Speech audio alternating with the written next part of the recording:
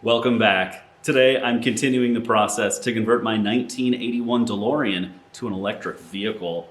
On today's episode, I'm going to break down the Bolt's battery sections into these bare battery modules behind me. That way we can package them together and put them in the DeLorean.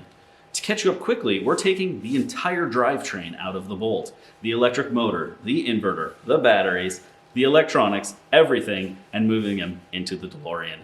This is Project Lightning.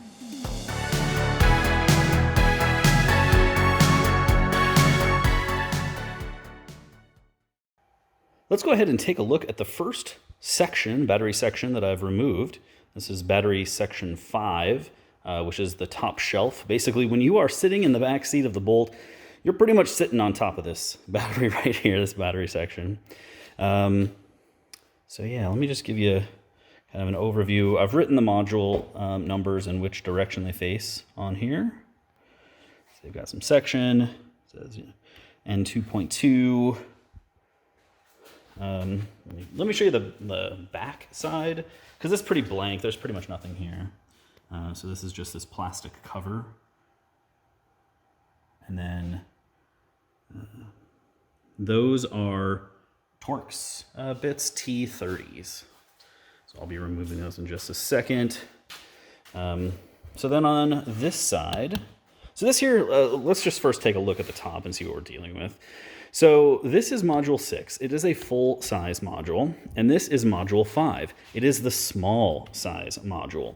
So you can see that on the top here, we have 1, 2, 3, 4, 5, 6, 7, 8, 9, 10, 11, 12, 13, 14, 15. 15 of these. Each one of these represents 2 cells. So the way that these work is that this plate is a U-shaped plate, and on one side of that U is a battery cell, and on the other side of the U is a battery cell. So this plate, I'm not sure if you can tell, but this is the part that curves down, whereas this part here is kind of sticking up, right? So there's a module, there's a cell here and a cell here. There's a little separator in between them, a little foam separator, and then it's repeated. Another one here, another one here, another one here, another one here. And so since there are 15 of these plates here, there are 30 battery cells. And those are arranged in a 3P configuration. So for every 3 of these cells, they're welded together here on the ends under these plates, and similarly over here. And then those 3 are welded together into a battery cell group. So basically, this is a battery cell group. This is a battery cell group. And so you can see that they're not sort of symmetrical, if that makes sense, because there's 2 under these, but 3 make up a cell group. So that's the idea here. So 15 of these plates means 30 cells divided by 3 means this is 10 cell groups right here. And then this one, there are 8 cell groups. So taking a look at either side here. So this here, I don't know if this is the positive or the negative side. But anyway, this is the main battery post for this module here. And then here's the other side. So all of these cell groups are in series from one side to the other side. So this is where your power's coming out. These big guys over here, which, 10 millimeter bolt. Not huge, really. And then on this side here, this is the mounting bracket. Well, actually, so these things here are mounting brackets too. This mounts in the right down the center of the battery. And then these are the mounting brackets for the sides. And so this basically sits on a rail and has screws or posts going down through that. An interesting thing here, let me see if I can zoom in. If you can see in there, you see it's kind of like a teal or a bluish color. That's actually the cell that you're looking at right there. And so those little temperature probes, they actually sit right down inside this slot and make contact with that cell. So the cells are wrapped in whatever kind of plastic cellophane stuff that is, but that's one of the cells right there. It's kind of interesting. So my method for getting the pack removed worked pretty well, but I noticed that I kind of dinged it there. It's not a big ding, but, grand scheme, it's not a big ding. But I think next time I do it, I'm going to try a different method of fixing it.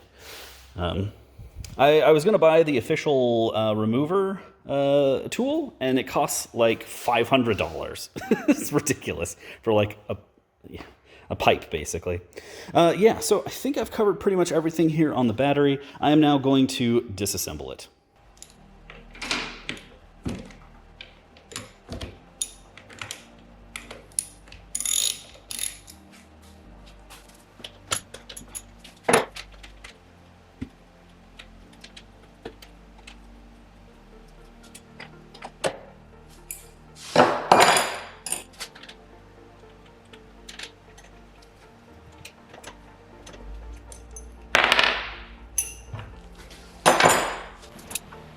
I'm now going to use a 10mm socket on either side to undo the threaded rod.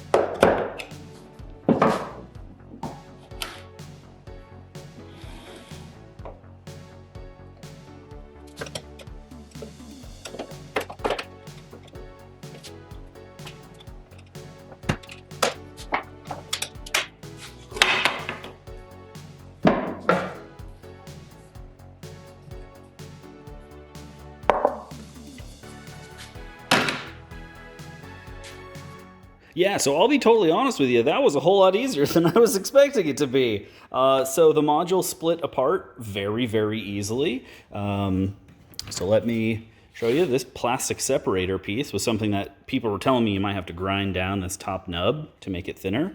But yeah, you just remove the whole plate. There's nothing here. This is just for, structural rigidity, that sort of thing. So you can now see this is not the cell. The cell is this pouch behind here, if you can see the slight difference there. But yeah, so this came apart just like super easy. You pretty much just take the rods out. If you notice in the video, it kind of, as soon as the rods came out, it lost pretty much all structural stability. And so you saw it kind of like sag in the middle, basically, when I did that. But yeah, that was pretty easy. So what I will need to do, though, this is not fully threaded rod. I had heard that it was, but it's not. It's just a rod. This is showing it 5.9 millimeter, maybe 6. And then it's just got 10 millimeter nuts on either side. And that just runs straight through the packs here, all in a row, and holds it together. Since I've got the sides off now, let me go ahead and show you what those look like. So yeah, so again, let me get the top. So like this is a cell, this is a cell, this is a cell. And all three of those cells are, you know, welded together to form a cell group. And so if you look straight below where I'm looking, where my fingers are, that is this. And so this here, I'm not sure if you can tell here. Oh, come on, you can do it, phone. If you look really, really closely, there are 3 plates right there.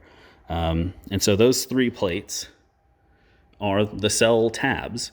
And then this little metal piece here is, it looks like it's actually press fit rather than welded, which is interesting. And then it's riveted to the plastic. So this is just like to hold it here. So if you wanted to get your cells all out of here, well, you're gonna have a really hard time doing it. But you could cut this whole thing off here and then get your tabs. And then, so this was cell group 1, and then 2 starts here and goes through these. And again, you look right below here and there's the tabs. And then, so you can see that these ones aren't connected. Sorry. These 3 are not connected down here, but these 2 cell groups are. And these 2 aren't, and these 2 are. And this is because on the other side, there's a mirrored pattern, but opposite, right? So this way, the charge from the battery snakes up this way, bridges, comes down, bridges, goes down, bridges, right? And comes down, right? So it's like this S pattern through the battery pack. I can also show you, since I'm here, so here's these connectors. Let me get it from this other angle really quick.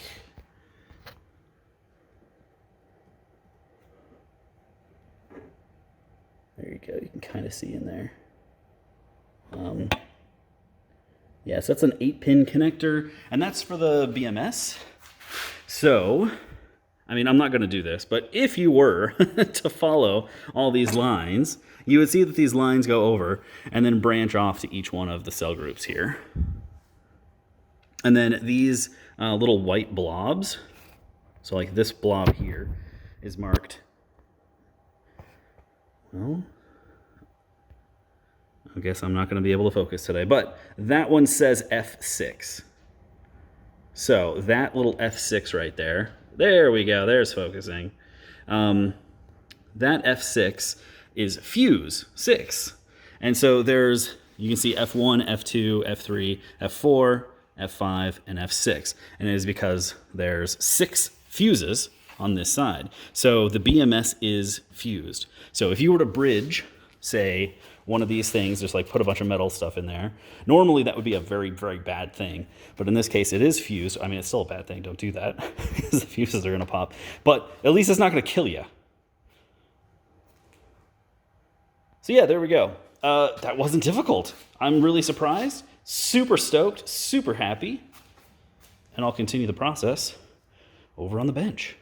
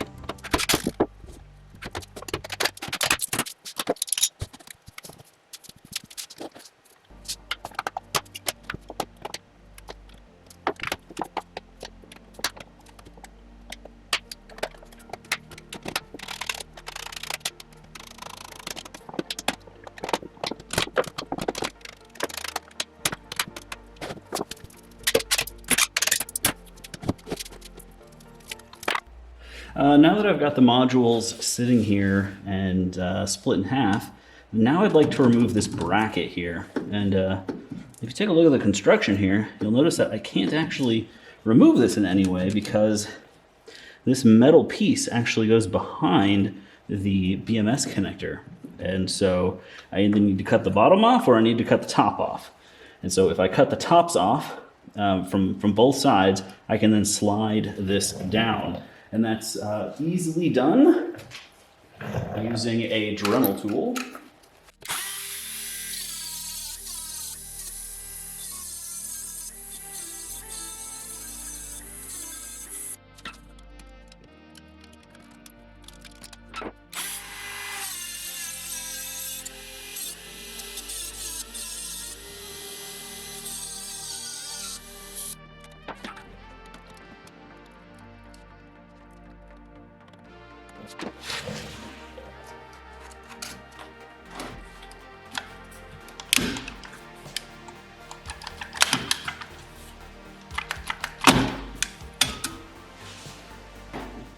On here, there's also a little protection film piece of plastic.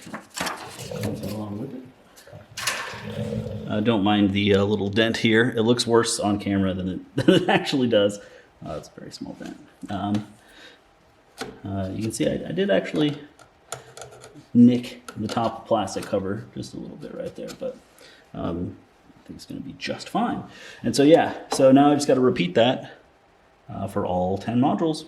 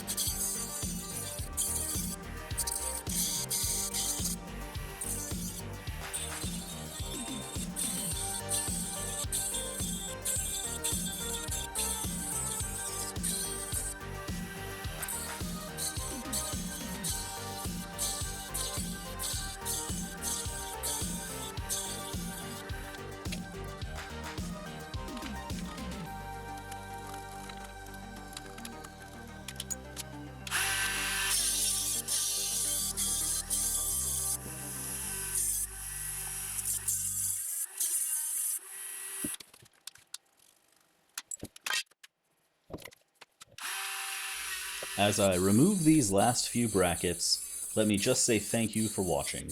If you liked this video, I have some upcoming episodes that I think you're really going to enjoy. I'll show the disassembly of the rest of the Chevy Bolt, the process of designing the battery boxes, cooling system, and mounting the electric motor.